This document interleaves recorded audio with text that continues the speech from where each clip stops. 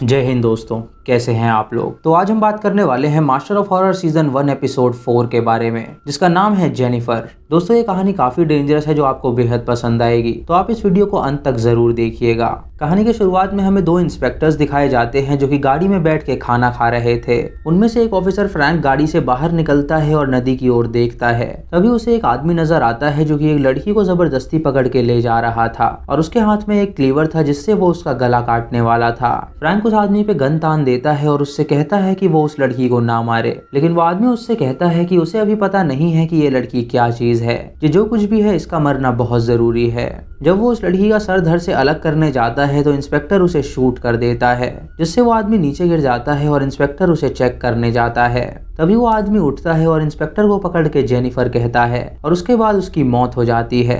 तभी फ्रैंक का साथी वहां पे आता है और उससे पूछता है कि ये उसने क्या किया। फ्रैंक उसे बताता है कि ये आदमी इस मासूम लड़की को मारना चाहता था, इसीलिए उसे जबरदस्ती उसे गोली मारनी पड़ी। वो उससे कहता है कि वो बैकअप टीम बुलाए, तो वो बंदा बैकअप टीम बुलाता है।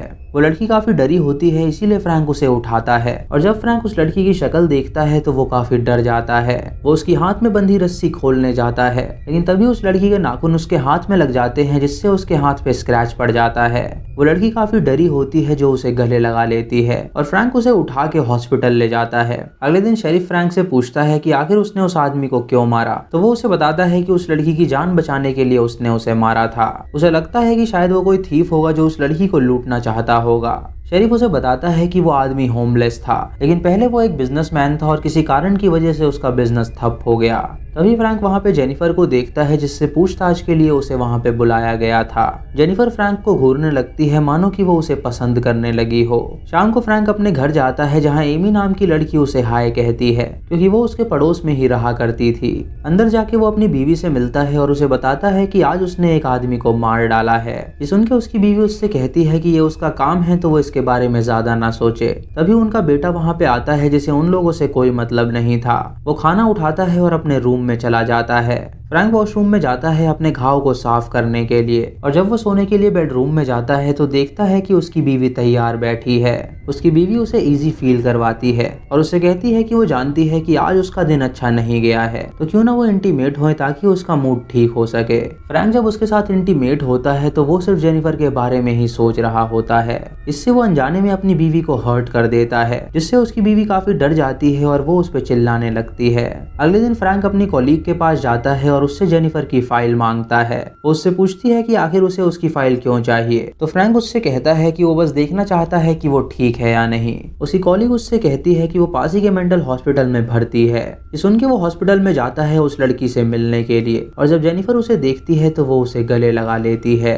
इससे फ्रैंक को उस लड़की पे काफी दया आने लगती है और वो फैसला करता है कि वो उसे अपने साथ रखेगा ताकि वो उसका ख्याल रख सके।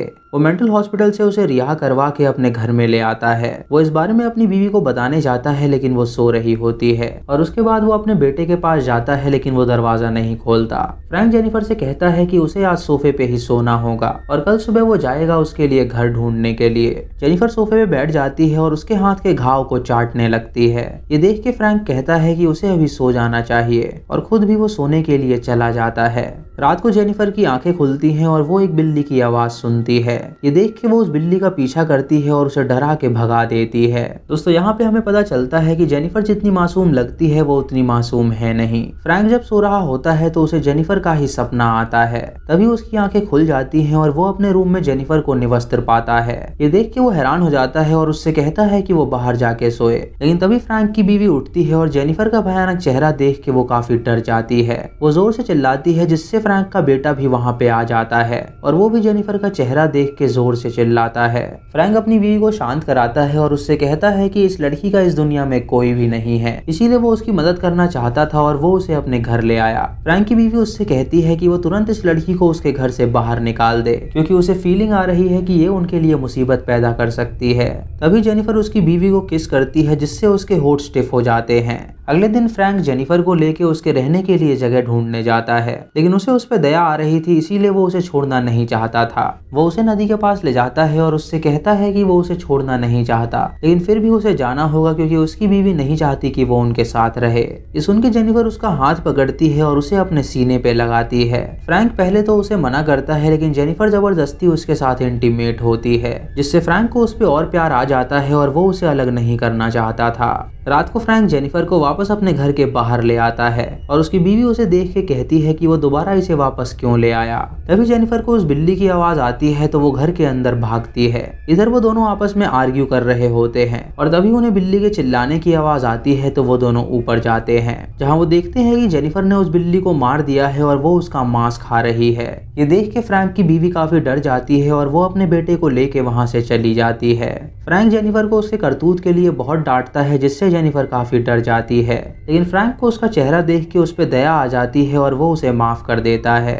रात को जब फ्रैंक सो रहा होता है तो जेनिफर उसके रूम में आती है और उसे सेड्यूस करके वो उसके साथ इंटीमेट होने लगती है। अगले दिन एमी जब अपने घर के बाहर खेल रही होती है तो जेनिफर उससे मिलने आती है। एमी उसका चेहरा देख के हंसती है और उससे पूछती है कि आखिर वो कौन है, लेकिन जेनिफर उसे घूरती है और उसे अपने साथ ले जाती है। रात को फ्रैंक एक बार में होता है और वो खूब दारू पीता है क्योंकि उसने अपनी जॉब भी छोड़ दी थी और उसकी बीवी उसे छोड़ के चली गई थी। जब वो रात को घर में आता है तो वो जेनिफर को ढूंढता है, लेकिन वो उसे कहीं नहीं मिलती। तभी उसे बेसमेंट से कुछ आवाज आती है तो वो वहां पर जाता है, जहाँ वो देखता है कि जेनिफर ने एमी को मार डाला है और वो उसका मांस खा रही है। ये देख के वो काफी डर जाता है और उसे जेनिफर पे बहुत गुस्सा आता है। वो जेनिफर को पीटता है और उसका गला दबा के उसे मारना चाहता है, लेकिन वो दूसरा कत्ल नहीं कर सकता था, इसीलिए वो उसे नहीं मारता।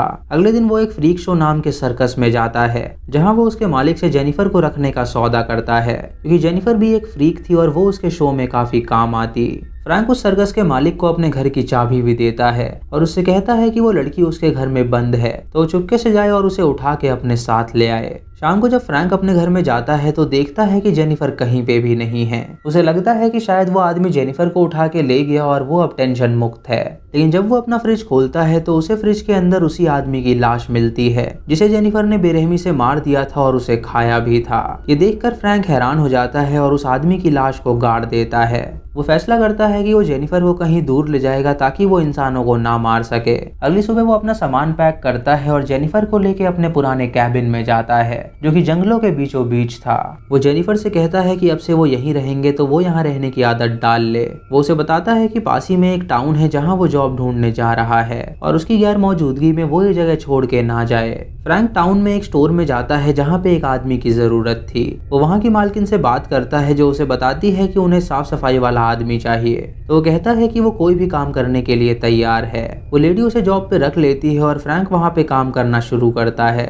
शाम को फ्रैंक खाने पीने का सामान खरीद के अपने कैबिन में जाता है, जहाँ पे वो जेनिफर को देखता है जो कि उसी कैबिन में थी। अगले दिन फ्रैंक जब काम पे होता है तो वहाँ की मालकिन का बेटा अपनी माँ से इजाजत मांगता है अपने दोस्तों के साथ घूमने के लिए, लेकिन उसकी माँ उससे कहती है कि स्टोर में अभी बहुत काम पड़ा है और वो अकेले उस काम को नहीं निपटा सकती।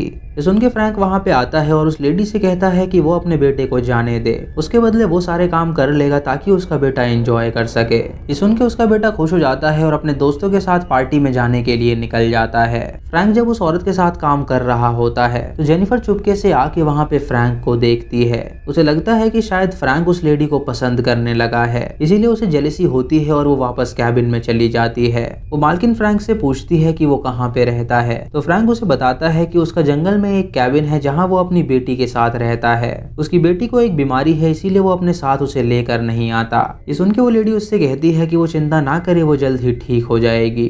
दोस्तों फ्रैंक यहाँ पे झूठ बोलता है ताकि उसकी इमेज डाउन ना हो सके। इधर उस लेडी का लड़का अपने दोस्तों के साथ पार्टी में होता है और जब उसे प्रेशर आता है तो वो जंगल की ओर जाता है। वहाँ पे बैठी एक लड़की को देखता है जो उसे अपने पीछे बुलाती है और जब वो मुड़ती है तो हम देखते हैं कि वो कोई और नहीं बल्कि जेनिफर है। वो उस लड़के का गला दबा के उसे मार डालती है ताकि वो उसकी माँ से बदला ले सके। जब फ्रैंक वापस घर में आता है तो उसे जेनिफर कहीं पे नहीं मिलती। तभी उसे बेसमेंट से कुछ आवाज आती है तो वो अंदर जाता है, जहाँ वो देखता है कि जेनिफर उसकी मालकिन के बेटे का मांस खा रही है। ये देख के वो काफी हैरान हो जाता है और फैसला करता है कि वो जेनिफर को मार डालेगा। वो एक एक्स उठाता है और जेनिफर को बांध के जंगल की ओर ले जाता है और जब वो उसे मारने जाता है तो वहीं पे एक हंटर होता है जो उसे देख लेता है। उस हंटर को लगता है कि शायद फ्रैंक उस लड़की पे अत्याचार कर रहा है, इसीलिए वो फ्रैंक को शूट कर देता है और जेनिफर के पास जाता है उसे खोलने के लिए। तभी फ्रैंक उठता है और उससे जेनिफर कहता है और उसके बाद उसकी मौत हो जाती है। वो आदमी जब जेनिफर की शक्ल देखता है तो वो काफी डर जाता है, लेकिन जेनिफर उसका हाथ थामती है तो वो आदमी पिघल जाता है और उसके अंदर जेनिफर के लिए दया भावना आ जाती है। वो आदमी उससे कहता है कि वो चिंता ना करे, वो उसका ख्याल रखेगा। और इसी के साथ ये एपिसोड यहीं पे खत्म हो जाता है। दोस्तों स्टार्टिंग में जो आदमी जेनिफर को मारना चाहता था उसने भी जरूर जेनिफर की मदद करनी चाहिए होगी, लेकिन जेनिफर के उसकी जिंदगी में आते ही अजीब घटनाएं शुरू हो गईं और वो पूरी तरह कंगाल हो गया। इसीलिए उसने फैसला किया जेनिफर को मारने का, लेकिन तभी फ्रैंक ने उसे देख लिया और उसे लगा कि वो आदमी उस पर अत्याचार कर रहा है। इसीलिए फ्रैंक ने उसे शूट करके मार डाला। जब उसने जेनिफर को देखा तो उसे उस पर दया आने लगी और वो भी उसकी मदद करने के लिए उसे अपने घर में ले गया। जेनिफर जब फ्रैंक की जिंदगी में आई तो वो भी कंगाल हो गया और अंत में वो भी उसे मारना चाहता था क्योंकि उसकी करतूत ही ऐसी थी, लेकिन तभी दूसरा आदमी आया और उसे बचा लिया और उसके साथ भी अब आगे यही होगा। इस एपिसोड में ये तो नहीं बताया है कि जेनिफर कौन है, लेकिन मेरा पर्सनली मानना है कि जेनिफर एक डीमन है जो कि इंसान का मांस खाती है और कुछ बोल नहीं पाती। तो दोस्तों ये थी आज की वीडियो। अगर आपको वीडियो पसंद आई हो तो आप हमें कमेंट सेक्शन में जरूर बताएं और ये भी बताएं कि नेक्स्ट एपिसोड आप कब चाहते हैं। चैनल पे नए हैं तो इसे सब्सक्राइब करें और बेल आइकॉन दबाएं नोटिफिकेशंस के लिए, और मूवी लिंक्स के लिए आप हमें टेलीग्राम पे फॉलो कर सकते हैं। दोस्तों वीडियो को लाइक और शेयर करना बिल्कुल मत भूलिएगा। तो मैं मिलता हूँ आपको अगली वीडियो में, तब तक के लिए जय हिंद।